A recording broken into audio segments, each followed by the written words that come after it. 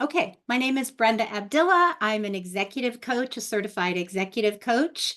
I do three major things in the world. I work with executives and leaders on individual coaching. I do group coaching in cohorts. So they get together as a group, they learn as a group, but they also get some private coaching in that program. That's a really cool, effective program. Then I do workshops and webinars like the version that you're getting today. All right, so let's check on you. So how's it going out there in the world for you as a leader? So I'm just gonna, Carrie, you are showing in my view, so you're gonna show on the recording. I think I made it better, but okay. So how's it going for you? How's your stress level? These are just questions I want you to kind of ask yourself. Do you feel like you have it all under control? Is your team performing at a high level? Do you feel like your team is happy? So I love this quote by Peter Drucker. Only three things happen naturally in an organization: friction, confusion, and underperformance. And so you really have to work on it, and the expectations are massive. So this is what ChatGPT gave me as a summary of what's happening. Leaders in corporate America are dealing with significant stress stemming from economic pressures, demand for constant adaptability, digital transformation, growing responsibility for employee well-being, which ends up actually burning leaders out. They're expected to balance more human-centered leadership style with performance metrics, with the cumulative effect that can lead to high stress and burnout. So you are not alone. It's a lot. So does it make you a bad leader because you're stressed? Let's look at what I found, some resources for what is a bad leader. What's a toxic leader? Lying, doesn't listen to feedback, arrogant. We've all worked for that person, right? Places importance on hierarchy. They're more important. They're climbing more than taking care of the team. They discriminate. They lack confidence. They're incompetent. The worst. They're self-interested. Another source said dismissive, unempathetic, grudge-bearing, permissive of negativity or permissive of bad behavior, not transparent, inconsistent, overworked, egotistical. I think the overworked thing is pretty interesting. All right, so let's look at you as a behavioral influencer. If you really think about what leaders do, I love that quote of "you're not a leader unless somebody's willing to follow you." But if you look at it from a place of you are influencing the behaviors of others, let's just have you check in with yourself. So how do you impact the behaviors of your team? What do you do to get them to do what you want them to do? Do you influence? What do you do to influence them? And really, the bottom line, are you currently with your team, are they doing what you need them to do? It doesn't necessarily have to be in the way that you need them to do it, but are you able to do are you able to get them to do what you need them to do? All right, so take a look at this, this scale. If you look at disengaged on the far left to highly engaged on the right, just take a look at each one of those markers. Do you find that you're more reactive or responsive? Where would you plot yourself on that line during the workday? Are you more reclusive and hiding out and like buried in your computer, or are you highly involved with your team? Do you appear to be frustrated or an excellent communicator? Are you frazzled or organized? Where do you fall on that line? Impulsive or productive? Are you more of a teller or a teacher? Are you more overwhelmed or focused? So now I'd like you to grab your highly engaged leader assessment. This is where we were going to go into the room. I think I pay extra for it too. Okay, let me share and get back to my PowerPoint.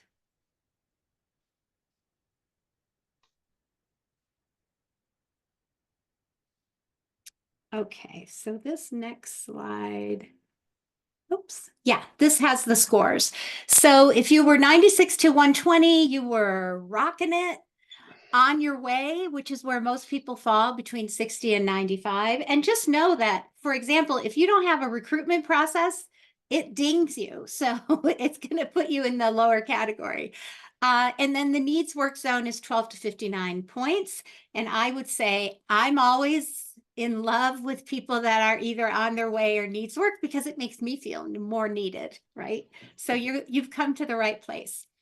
Okay, so one of the thoughts that I had about putting this workshop together is, what are the four things, what are the four horsemen that derail really good, well-meaning leaders? And I wanted to quote my source. So the four horsemen concept, well, first of all, there's the four horsemen of the apocalypse. But then John Gottman, who is a marriage expert, he and his wife are marriage expert. He's the person who can watch a video of you and your spouse, and in like 15 seconds, he can determine if you're going to be married 15 years from now. Anyway, at some point, I've been married 29 years. At some point, I read this book. We needed it. And he came up, the thing I remember the most are the four horsemen of a relationship that's going to not make it: criticism, defensiveness, contempt, and stonewalling. So I came up with the four horsemen of what makes really good, well-meaning leaders ineffective. Number one is the reluctance to give critical feedback. And I would put this in the category of just conversations in general, dialogue. You need more of it. And that's where we're going to spend the majority of our time. Being a poor time manager. Number two, bad meetings. We're not going to spend any time on meetings today, but I have a video that I just put together that has 8 really good tips for disrupting your meetings. And then we'll end with a little bit on stress and burnout. So since I cannot see you in this setting, please feel free to unmute if I have confused you in some way or you need something. Okay, you might want to take a screenshot of this because it's not in your handout. I do have a handout of questions that you can ask your team that I will put in the chat a little later. Okay, so if you are well-meaning, but not as effective as you want to be, the world, according to me, there is a path to make it better. So let's see where you are on the path. If you're kind of at the first level, which is where I was for the first many years of my management and leadership, you're the advice giver, problem solver. So you have the answer to everything. You have all the keys. You have all the codes. You are do this, don't do that. You're directive. You could either do that passively or aggressively. But your team can't move forward without you. You are the boss. You're the bottleneck. You are the center of everything. As you progress, then you get good at holding people accountable. You realize that people need to follow through. And so you start giving a little bit of feedback. You didn't follow procedure, but it's more sort of procedural feedback. We agreed that you would no longer be late, what happened, that kind of thing. So you start holding people accountable. As you get along the path, this is what I'm much more interested in helping you do, is become a teacher and intentional delegator. So you spend time in teacher mode. You spend time side by side with people. You delegate in a way that people understand. They understand the implications. They understand what success looks like. You set them up for success by thinking about their future. And being a teacher is not arrogant. It's necessary. You should know more than they do, right? They have their skills, you have yours. And if you need to kind of sit down and get in teacher mode, regardless of how awesome they may think they are, that's a really good use of your time. And then the ultimate, although we don't get to stay in one of these stages, right? We have to come in and out of all of them. But the ultimate is leader as coach. This is where you're a really good listener, where you are treating people differently. Your high performers get a different version of you than your people who have performance issues or people who are brand new. You can flex to become a problem solver or feedback giver if you need, but you are a much better listener at this level. Okay, so we talked about kind of level one. An important thing to note, just from a neuroscience perspective, is that advice doesn't really work. You need that little preamble because especially young people do not enjoy advice from older people. And so you want to have that preamble. Would you like some help with that? Would you like some advice? I have a thought. Would you like to hear it? Because otherwise they can just close the little blinds of their mind and you're just wasting your breath anyway. And that can be so frustrating. Okay, we talked about level two, about intentional delegator and leader as coach.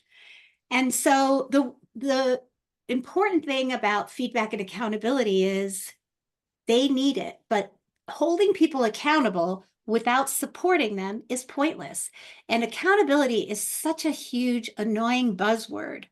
But if you look at your organization as a whole and you're hearing this, we need to hold people more accountable. We don't have an accountability system. HR is creating a new accountability system.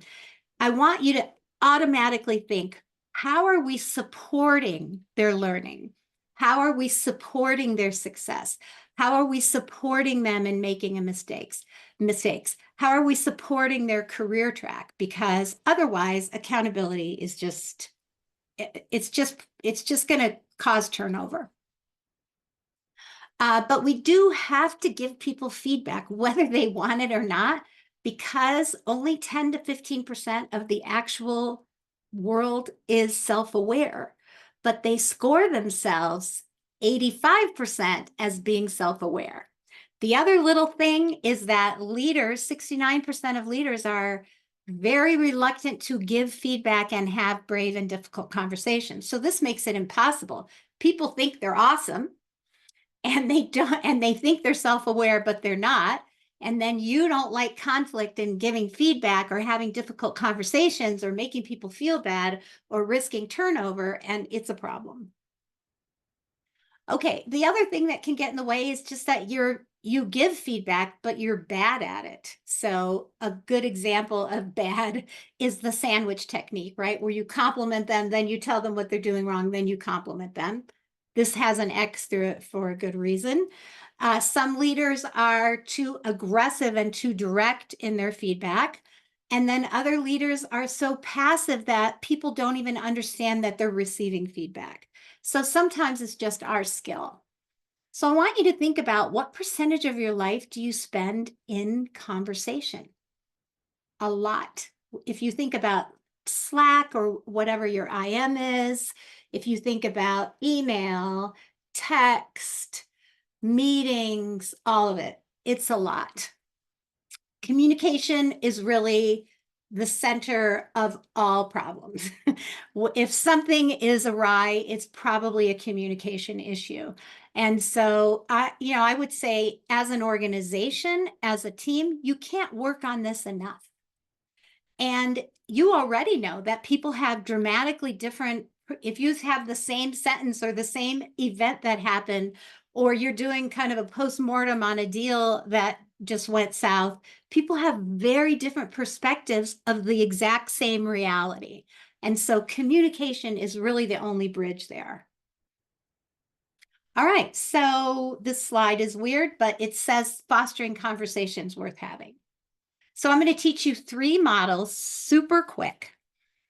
The first model is appreciative inquiry, and appreciative inquiry is great for it's great for problem solving. It's great for brainstorming with your team. It's great for your high performers to ask better questions, to engage their brain, and it can be really great for your meetings.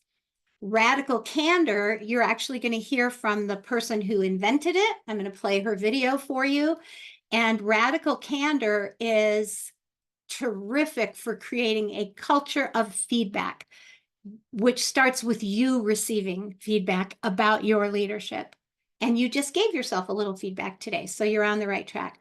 Clean communication is a model that I created for everything that's not feedback or appreciative inquiry. But first, there's a problem with improving our communication, and this problem happens not only to top-rated leaders, but especially top-rated leaders. The obstacle is that we as leaders are wired to be problem solvers. And so the way that we got to where we are is because we're good problem solvers. It's like the number one reason that we rose, right? However, we get addicted to problem solving because we're fast at it, and it's our impulse, and that hamstrings the team. It keeps us from being able to communicate and ask better questions and listen because we already know the answer. And so I want you to ask yourself, are you this like walking, talking problem solver? I know I am. That is my first impulse. And so with your kids, your team, your spouse, are you the one who comes up with answers? And are you frustrated that people don't take your advice or solve problems the way that you suggested? So I really want you to think about that, because in order to implement some of these communication strategies, you have to set aside your problem solving and your judgment. So one of the things about judgment is to think about, when are you the most judgy? So like for me, it's when I'm fatigued. So like if I do workshops or a conference or something and I'm on an airplane, humanity on the way home really bugs me. I really judge how people behave on airplanes, right? But I know this about myself. So I put on my headphones and I try not to engage with humanity when I'm in this judgy space. The problem is that it distracts us. Judgment distracts us from working on ourselves. And so in the workplace, especially with your peers, because that's where we tend to judge the most, is judgment really distracting you from seeing what you could work on yourself? Okay, so what if your team could be more independent, more motivated, and more productive? Because that is the promise of you stepping out of the constant problem solving zone. So we're going to work on generative questions. And if you think about it, generative questions, they generate something. They generate responses, they generate answers, they generate ideas instead of you just solving. So think about your team, your peers, your boss, your customers. Where do you need to get better in your dialogue and conversations? And I hope one thing that you get out of today is you need way more of it. The answer to almost every problem you have is more dialogue. It doesn't mean more meetings, more dialogue. Okay, so appreciative inquiry. Appreciative just means add value. Inquiry means turn it into a question when you can. So if you look at this model, let's see, let me put this guy down here. If you look at this model, you have appreciative at the top, depreciative at the bottom, statement based on the left, inquiry based on the right, your basic 4-box. So if something is statement based, but it's positive, then it's appreciative. It's an appreciative statement. If you can turn that into a question, then it's an appreciative question. If it's appreciative inquiry, if it's critical or destructive, it belongs on the bottom. Let me show you. I have a better slide for this. Okay, so why are we not hitting our numbers? So ask yourself in your mind, where does that fall? It's critical. It is a question, so it is an inquiry, but it's depreciative. You're a great speaker. It is a statement. It is affirmative, but it's a statement, which is fine. You're a great speaker is a very fine thing. But you do have to notice if you're always making statements and you're never asking questions. Have you thought about doing it like this? Where does that land? It sounds so friendly. Have you thought about doing it like this? It's actually depreciative and an inquiry. And apparently, before I took my first appreciative inquiry certification, I was asking my husband that question like 3 times a week. It is depreciative because it's saying, have you thought about doing it like this, you idiot, right? You have issues with spreadsheets. That's depreciative and a statement. Why do you always do that? This tends to be a depreciative question that we ask ourselves. Why do I always do that? Why do I always go the wrong way? Not a helpful question. Very depreciative. All right, now we're getting into the appreciative inquiry. You could take a picture of this slide if you want. What are your thoughts about this? And then you actually let the question land. What have you tried so far? So instead of solving your team's problem when they come to you, what have you tried so far is a terrific question, but make sure you're quiet. How could this be different? Like, how could we have done that different? You can even say, I have some feedback for you, but I want to hear how you thought the meeting went first, right? That way you're setting the table for a serious conversation, but you're letting them talk first. Ideally, they will point out their own mistakes, and they are much more likely to work on things they come up with than what you come up with. These are all the companies that have taken appreciative inquiry all the way through their organization. And in order to do that, that means that every single employee has gone through appreciative inquiry. So I've just given you a little taste of it today. What I want you to come away with is just asking different and better questions. When we're done with this communication segment, I'm going to give you a handout. And the handout has it has a conversation planner on the first page. So you can look at what types of conversations exist and who you need to have them with. And then it also has some validation questions. We're not going to get into the value of validation, but sometimes when you're working with a peer or your boss, just sort of validating their position makes them madly in love with you. And then the other page has some appreciative inquiry questions in sections that you can use with your team. Just know that the way you ask questions and the questions that you ask make people kind of hate you or love you. They activate a different part of the brain. There is some research done by Case Western where they took 2 groups of students, of college students, and they had 2 groups of coaches. The question was, what if your life was perfect in 10 years? And as they answered these questions, they put the kids under MRI. So they looked at their brain while they were being asked this question. So the first group of coaches was told to be like accountability coaches. So the kids would answer the question, they're under the MRI, and then the coach would say, all right, well, so you want to be a doctor. What are your grades? What are you reading? How well do you do on your assignments? How much time do you have with your instructors? Very appropriate accountability questions. All right. Then they compared those MRIs to the coach group that asked the students, what would that even look like if you were a doctor? What's so inspiring about being a physician? What are your ideas for what you could be doing now? The difference in the MRIs, their brains lit up like a Christmas tree in group 2 versus group 1. So literally the way you ask questions changes the brain of the person that you're talking to. And the cool thing about our humanity is that when things are going well, it changes your brain too, right? It makes you less resentful. So appreciative inquiry is not about ignoring the negative. It's some of the people that are obsessed with appreciative inquiry think you can use it for absolutely everything. If you're giving somebody corrective feedback, you can ask a few good questions, but otherwise, yeah, it's not appropriate for everything.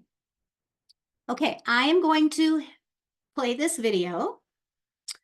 I think I want to share, I'm going to optimize for sound.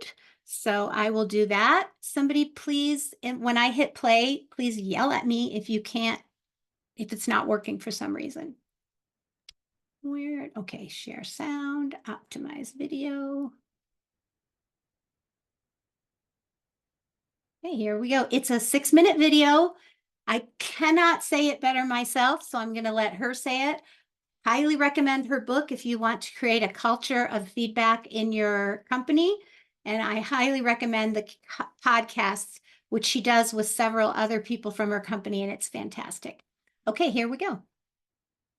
There's nothing more powerful than you making your thing happen, really going for it. Hi, I'm Kim Scott, and I'm the author of Radical Candor. It's a very simple idea, and if you can put it into practice, it will help you do the very best work of your life and build the best relationships of your career. All I mean by radical candor is care personally and challenge directly at the same time. Why is that so complicated? To explain why, I'm going to offer you a radical candor framework, a 2x2 framework. All of life's hardest problems really can be boiled down to a good 2x2 framework. Care personally, challenge directly. Let's take each dimension in turn. First of all, care personally. This is what I think of as the give a damn dimension of radical candor. And what happens here begins when we're about 18, 19, 20 years old. The problem begins then. We're right at that moment in our lives. We get our first job, but our egos are maximally fragile and our personas are beginning to solidify. And right at that moment, someone comes along and says, be professional.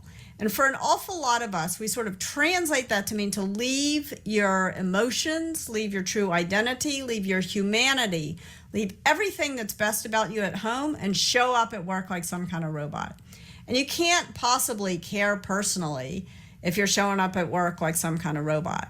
So what I encourage folks to do is to really be more than just professional, not be unprofessional, but really create the kind of environments in your workplaces where you can bring real human relationships. You can develop real human relationships at work. However, love is not all you need. You also need the other dimension of radical candor. This is what I think of as the challenge directly dimension, or the willingness to piss people off. And this is hard because from the moment we learn how to speak, starting when we're 18 months old, not 18 years old, our parents come along and they say to us some version of, if you don't have anything nice to say, don't say anything at all. And I would argue that now that you are working, it's your job to say it. So this is hard. Radical candor is hard. It's hard because of this be professional training since we got our first job, since we were 18 years old. And it's hard because of this if you don't have anything nice to say, don't say anything at all training that's been pounded into our head since we learned to speak at 18 months old or however old we were. One of the things that I've done to try to make it a little bit easier is to give a name to what happens when we fail on one dimension or another, which we all do multiple times a day. So sometimes we remember to challenge directly, but we forget to show that we care personally. And this I call obnoxious aggression. In an early draft of Radical Candor, I called this the asshole quadrant because it seemed, I don't know, more radically candid. But I stopped doing that for a very important reason. As soon as I did that, people would use this framework to start writing names in boxes. And I beg of you, don't use this framework that way. Think about radical candor like a compass that is going to help guide specific conversations that you're having with specific people to a better place. Now, very often when we realize we've acted like a jerk and we've landed in the obnoxious aggression quadrant, rather than moving up on the care personally dimension, it is our instinct to go the wrong way on challenge directly. And the problem there is that then you wind up in the very worst place of all, manipulative insincerity. And this is where passive aggressive behavior, political behavior, backstabbing behavior creeps in. The kind of stuff that makes work intolerable. And it's kind of fun to tell stories about obnoxious aggression and manipulative insincerity. But the fact of the matter is, because that's where the drama is, but the fact of the matter is the vast majority of us make the vast majority of our mistakes in this last quadrant, where we do remember to show that we care personally. It turns out most people are actually pretty nice, but we're so concerned about not hurting someone's feelings that we fail to tell them something they'd be better off knowing. And this is what I call ruinous empathy. So, one of the things that I want to do in the next couple of seconds is just offer you an order of operations. How can you begin to put these ideas into practice? Start by soliciting radical candor, especially soliciting criticism. Don't dish it out until you prove that you can take it. So, you want to solicit first. Now you're in a better place to start giving radical candor. And remember, radical candor is just as much about praise, even more about praise, than it is about criticism. You want to focus on the good stuff, but you don't want to ignore problems either. So that's giving radical candor. Now, in order to make sure that these conversations are good, the next thing you need to do is to gauge it. If there were an objective measure of radical candor, I could just post on a blog post somewhere what the right words are, but there aren't necessarily right words. What you need to do is understand how what you are saying lands for the other person. So radical candor gets measured not at the speaker's mouth, but at the listener's ear. So if the person is upset, if they're angry, if they're sad, that's your cue to attend to the care personally dimension of radical candor, to understand the human need behind the upset. But if the person just isn't hearing you, which actually, even though you fear the strong emotions, what usually happens is you work up your courage to say something and then the person doesn't even hear you. When they don't hear you, that's your cue to move out on the challenge directly dimension of radical candor. And last but not least, encourage it. All too often, one person who we know comes and starts talking to us badly about another person who's not in the room. And it's tempting to listen. It's tempting to think that you're being an empathetic colleague, an empathetic friend to listen. This is the one time when listening is not your friend. All you're doing is stirring the political pot. When that happens, the thing to do is to encourage that person to go talk to the person with whom they're having the problem, the conflict. So encourage radical candor. Thank you so much for your time. Go forth and be radically candid. Okay, so that might be a screenshot that you take because it defines her little areas. I like that the whole obnoxious aggression is really, and silence, they're both about rage, right? It's either open rage or repressing your rage. But yeah, she's right. Most of us will default to ruinous empathy, to being really nice or hinting, and not effective. Okay, so for the conversations that are remaining, I've come up with clean communication. And this came from the idea of, I want to keep my side of the street clean. And so, for example, I have a very big extended family, and I have a rule in my family. I will keep a secret if it's a good secret, like you're getting married or having a baby or something, but I don't keep secrets for perpetrators. So, for somebody who's done something bad or got arrested or whatever, I'm not going to tiptoe around that. And of course, being a very large family, we have every imaginable thing you can have in society. And so that way, I'm not going to protect the secrecy of somebody who did something bad. Don't do bad things. And so that's kind of how clean communication started, but then I started sharing it with clients. So, but my belief is that dialogue saves relationships. Silence kills relationships, and that work relationships matter. We spend a lot of time at work. Your relationships at work matter. And there's part of us that, thinks, well, it shouldn't matter and it's only work and all of that, but it does.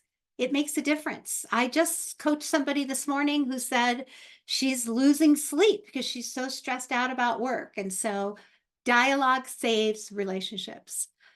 One of the other reasons I came up with clean communication is to combat resentment. Unaddressed resentment also ruins relationships, but it saps your life away. So if you think about somebody that you really resent, one of the things that you don't want to hear from me right now is that resentment says more about you than it does about them. So let's say that you have lunch with somebody every month and this person never buys. They let you buy every single time, right? And you start feeling a little resentment about that. That's more about you. It's because you've overgiven, because you've given past your mark and you were not aware of that mark, or you were not paying attention to yourself, and now you feel resentment. And so clean communication can help avoid that. So 3 P's of clean communication. First, process. Let me just hide this. Can't hide it. Okay. First, kind of process what happened. Then switch perspectives and ask yourself, why would they do this? Why would they never buy lunch? What perception have I given them that I'm the only one who has money in this relationship? And are there times that they tried and I didn't let them? So to try to say, what is going on with this person that may or may not have anything to do with me? And then practice what you're going to say. And the idea here is to say something. It doesn't have to be this formal sit down meeting, but the idea is just to say something. This works really well with peers. That's often the place that's the most awkward because you're not giving them feedback because they're not your direct report, but something kind of needs to be said. So you can use one of these prompts like, was that weird in that meeting? Or are we okay? Or hey, can we talk about that proposal? Or, I've been thinking about that meeting yesterday and I'd like to talk about it a little bit more. Or can we revisit the budget? Or can I chat with you about something? So it is just the idea is to just get that initial prompt out of your mouth, assuming that you're not pissed off and triggered, so that you can start some kind of dialogue. So we don't know where the dialogue is going to go from here, but at least now you've said something to start dialogue. More easy prompts. Can I ask you a question about that before we proceed? Or can we back up a second? Can we address the HR component of this hiring process? Can we back up to yesterday? I have a question. Can we discuss that meeting? So any prompt. As far as clean communication, timing is everything. The more time that goes by, the less power this has to create dialogue. So ideally, it's immediate to just be like, and sometimes it's not even a sentence. It's like, wow, that was unusual. Can we talk about that? Or, ooh, or, I didn't see that coming. Not snarky, not sarcastic, but at least something to get you dialoguing about this. So it should be immediate unless you're triggered. If you are triggered, you got to go walk around the block but as soon as possible, dial that number. This is not, clean communication does not happen over text or email. Clean communication is voice to voice. Preemptively, sometimes you can see things coming. If somebody has a regular pattern of doing something that's disruptive, like late to a meeting or whatever, deal with it ahead of time. That's being clean about it, to say, look, I know that you drop your kids off in the morning. We have a speaker coming in. We are starting at 9 on the dot. Is there anything I can do to support you? Right? You're being clean with your communication ahead of time. You're being clear. Otherwise, that person is late and throws off your meeting. Now you resent them, but you didn't preempt. Okay, so reasons that this can be helpful. As much as you semi hate this person, or you are in conflict, or this person gives you a pit in your stomach, it is stress relieving to advocate for yourself. Sometimes it can give you new perspectives. I cannot tell you how many clients have come back after one of these clean moments and they get information they had no idea. It can be cathartic. Don't expect it to be cathartic and create deeper intimacy. What you're trying to just do is keep it clean and keep it from waking you up at night. If that happens, then we've achieved our goal. Avoid the extremes. You don't have, so clean communication is not being super aggressive or super passive or sarcastic. It's a hard balance to find. So I want you to just take a minute here and ponder, what are 3 areas in the last year that you wish you had said something? So I'd like you to take a minute and jot that down. While you're doing that, I'm going to stop sharing. So you're writing down 3 areas, personal or professional, in the last year that you wish you had said something. So as far as clean communication, practice on little things first. So practice giving real feedback in a restaurant. Like, that actually was not great, or that's not what I ordered. Um, Remind others about their promises if you anticipate them letting them down. That's the preemptive part. Revisit a small misunderstanding. That's where you're like, can we go back? Ask for feedback. I am one of those people that I think the majority of us are. I don't like feedback. I like positive feedback, but I don't like feedback. But at the end of this workshop, there's going to be a slide asking you for feedback because it's the only way you ever grow. You need feedback. Asking if you can give someone a different perspective. Holding vendors and service people more accountable. That's a great area to practice, not being hostile, but being just holding them more accountable to their promise. Ask better questions about a meeting invitation. If you don't mind, with all due respect, do I need to be there? Can I send someone else? Can I understand why we need an hour? That kind of thing. That's all being very clean in your communication. All right. The second biggest horseman of ineffective leaders is poor time management. I teach an entire program on time, so obviously we're not going to do that, but I gathered like my most critical time management tips for you. So, where do you spend most of your time? If you have not done an analysis of your time, it's a good idea. You can download an app that helps you with that. If you spend most of your time on your computer, it'll give you some feedback, or you can just kind of track it by hand for a week. It's alarming. It's alarming for most of us. Here's how you know if you have a time management problem. You regularly push your one-to-ones and your meetings, right? They're scheduled, but you push them, you cancel them, you change them. That's an enormous waste of time. I'm not saying this to make you feel bad. I'm just saying it's an indicator. You feel constantly overwhelmed and underwater. You should, except for a special project, you should feel like you have your arms around your job and your life. That is something you deserve. Number 3, you can't find stuff. You're always looking for stuff on your computer or in your physical space. You're late. You run late. You're not on time. You don't have the time thing together. That's an indicator. And you're not keeping promises. This is especially painful if keeping promises is important to you. So I also want you to just take a moment right now. Who's the leader that you truly want yourself to be? If you think about your own individual skills and abilities as a leader, right? I mean, it's so much harder to be a leader than an individual contributor. And for some reason, you have chosen to be a leader. It's harder. Why? Why do you choose this? And what do you want yourself to be? Like, what is an ideal version of yourself that's still authentic even look like? We're not going to do it right now, but it's a list worth making. All right, my top 4 tips for you.